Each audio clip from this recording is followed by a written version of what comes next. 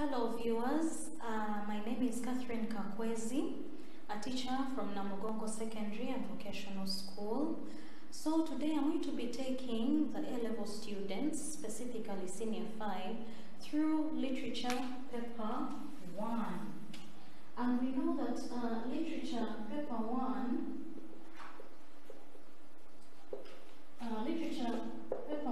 is also known as, the code is P310-1.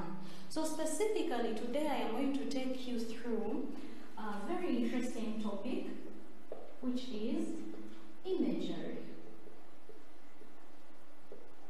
I'm sure some of you have heard it, some of you have studied it before, and some may not have studied it before. But today we are going to make sure that you understand what imagery is. Now, as you can see on your screen, and also what I have written on your board, we know that imagery comes from the word image, okay? An image. And an image can also be known as a picture. Now, I want you to note one thing. That the pictures that we paint in literature are not actually drawn on paper. The ones that you see drawn on paper, they are actually painted with words.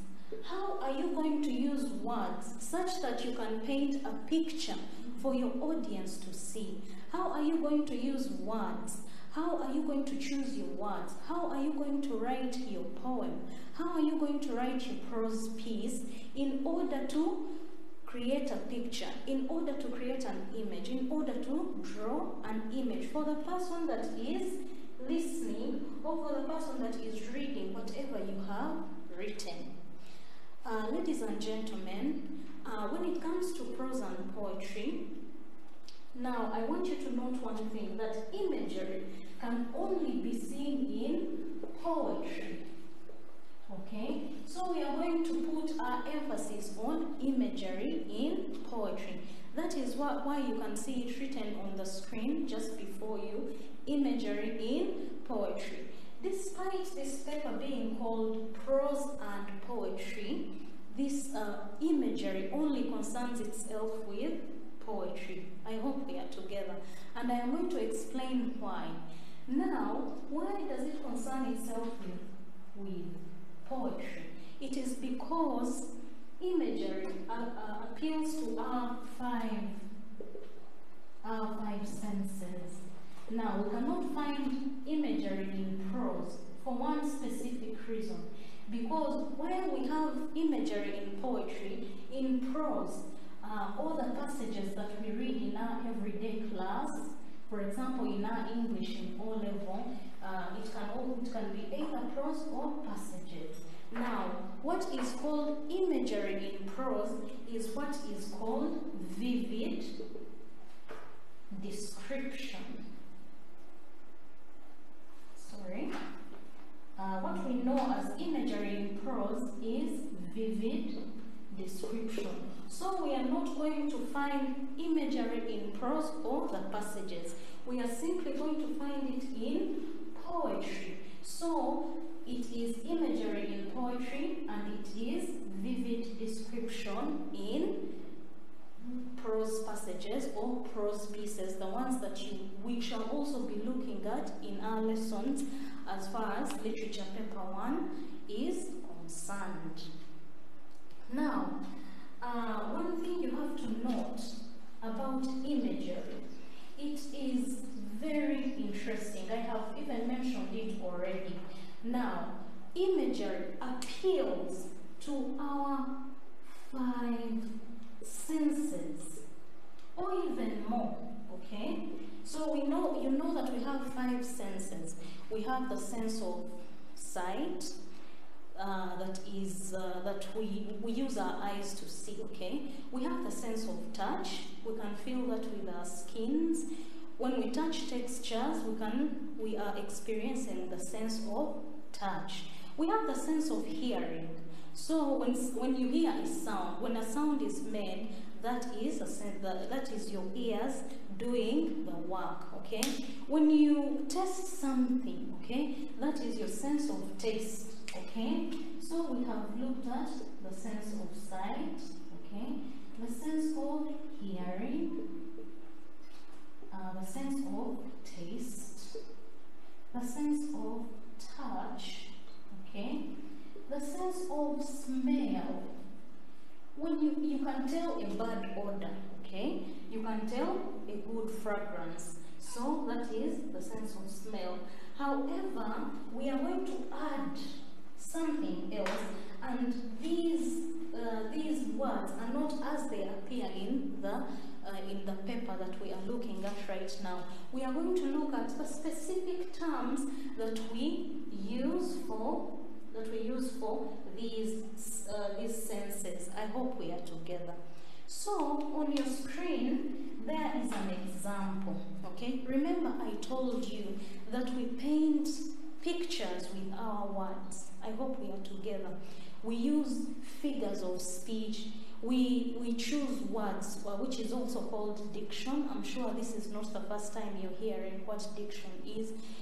We use words, different words, like the figures of speech that I have told you, the diction that we use, and all these other things, the sound devices that we are going to use, all those are words. Now, when we are using these words, we are painting a picture. Like I told you from the beginning, we are not painting a picture like the artists do. They get a brush, they draw something, okay? And this picture speaks to the people that are seeing it, or the people that are looking at it in a gallery. Now, in our gallery, when it comes to literature paper 1, we have only the luxury of words. So when you look at the words, we are going to paint a picture. Your poem, or your poem actually, should be able to either appeal to someone's sense of sight. It should be able to appeal to the hearing of the person that is hearing it, okay? It should be able to appeal to the taste buds of someone. Let me give you an example. Supposing you are reading a recipe, okay, from the newspaper or from a cookbook, and they are describing how they are going to prepare a dish, a certain dish that you happen to enjoy very much. You're going to imagine or to picture this dish in your mind's eye, and you can almost taste it in your mouth. So the words that you choose to describe whatever you're describing, if you're talking about food, let the person taste, let them imagine the words with their mouths or their taste buds. So similarly, your words can also appeal to the sense of touch. For example, when we talk about I touched the texture of her skin, you can feel the texture of the skin. It can be rough, it can be smooth, it can be soft. So I have used words touching the texture of the skin. I have painted a mind picture. So that is what imagery is about. You can also appeal to the sense of smell. If I speak of, if I say I entered the room and there was a fragrance of roses, you are going to obviously smell roses. Not necessarily that the roses are there, but because they have talked about roses. The word is roses. And so you are going to actually smell the roses. I hope we are together. I hope I am not leaving anyone behind. Alright, so remember I have told you that these words, these senses in literature, we are not just going to leave them as they appear. I hope we are together. We are going to see what do we use for, what word in literature paper 1 do we use for the sense of sight? Which one do we use for hearing, or taste, or touch, or smell? Alright. Now on your screen, you can see a poem, an example of a poem. Look at it critically. Now this poem is an extract from an African video. African video. This is a very common poem. I chose the poems that obviously you may have interacted with in your school time, or the ones that you can easily find. African Video, okay, is a very interesting poem.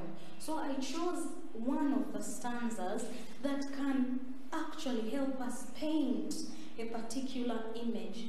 Remember, we are painting pictures with our words, and so look at this stanza.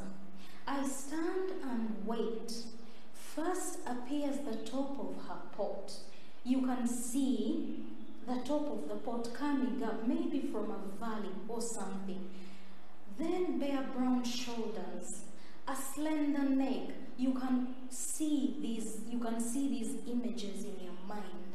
Fringed with round beads of fairy sunset glow. You can see the beads. You can also see the color of the beads. A slow turn of dark eyes. You can see how our protagonist, or the person that they are talking about in the poem, you can see the turn of her dark eyes and a lightning shadow of a smile. Now, ladies and gentlemen, this is exactly what I have been talking about. You are not seeing a picture anywhere. You can only just see words. But we have just this poet, this speaker, just painted a picture for us using just words. We can see a beautiful woman that has a brown complexion, that is carrying a pot, that is wearing a certain color of fringed beads. We can see her eyes, has that way that the eyes turn slowly, and a lightning shadow of a smile. I hope we are together. So I don't want you to think that that is the end of it all. We are going on to now what I have been promising to give you. Remember the 5 senses that we looked at? We looked at the sense of sight, okay? We looked at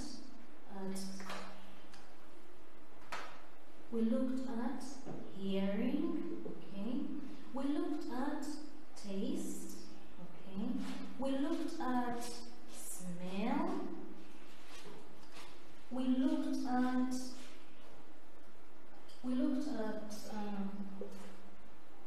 sight, hearing, taste, smell, touch. Okay. Remember, I told you there's particular words. So this brings us to the types or the categories of images that we have. I hope we are together. So when we are looking at sight, we are not using our eyes. These are images where we will use our eyes. So because they are sight, they are going to be called, or they are called visual images. Okay, they are called visual images. So now, from this moment and onwards, we are no longer going to use sight or seeing, because it is paper 1, prose and poetry. We are instead going to use visual images.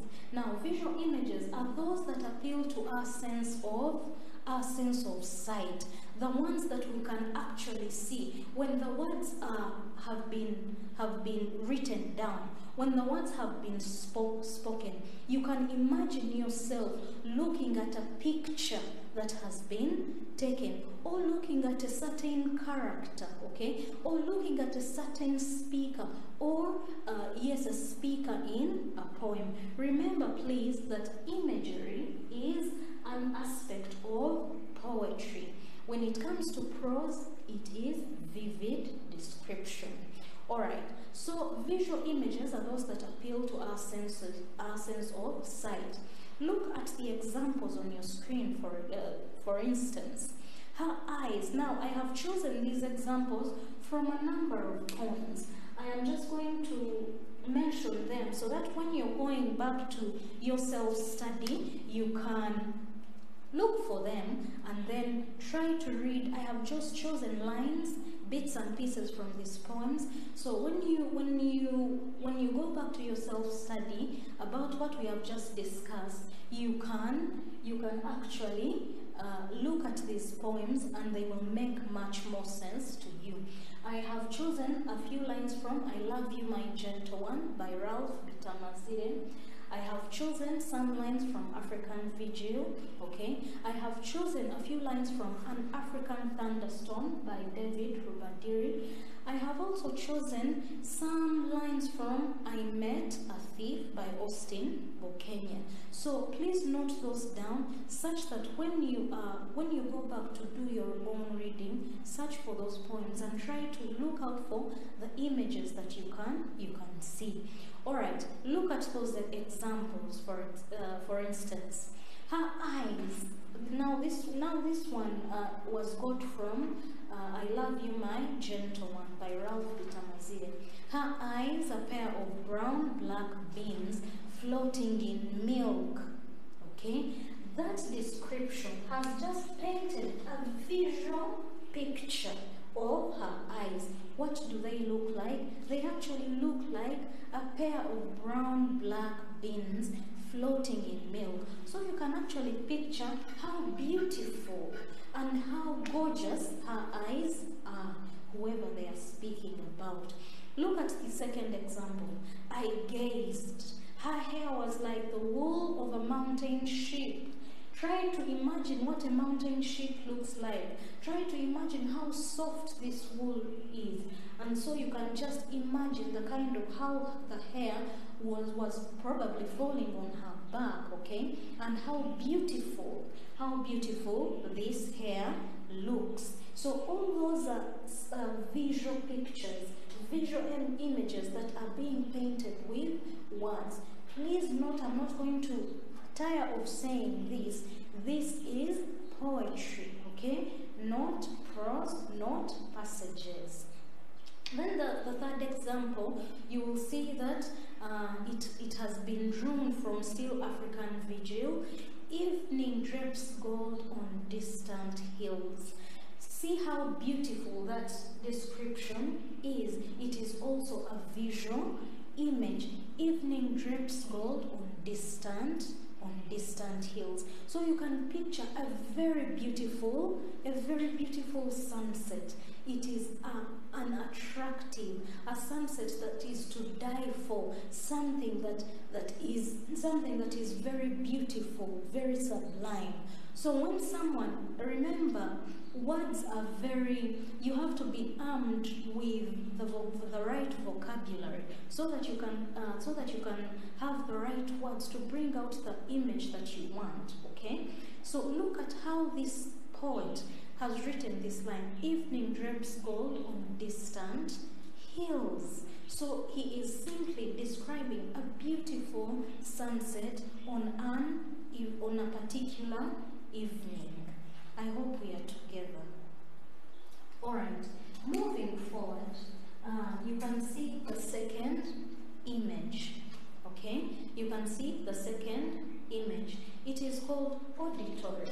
So hearing now becomes auditory, or at times it is referred to audio, okay? It has to do with hearing. When the words are being spoken, what are you hearing? What is happening in your mind? What are you hearing with these words? When they say that, when someone says that the choir sang so beautifully, sang the hymn so beautifully, can you hear a choir with the beautiful voices singing? Look at the examples that we have there.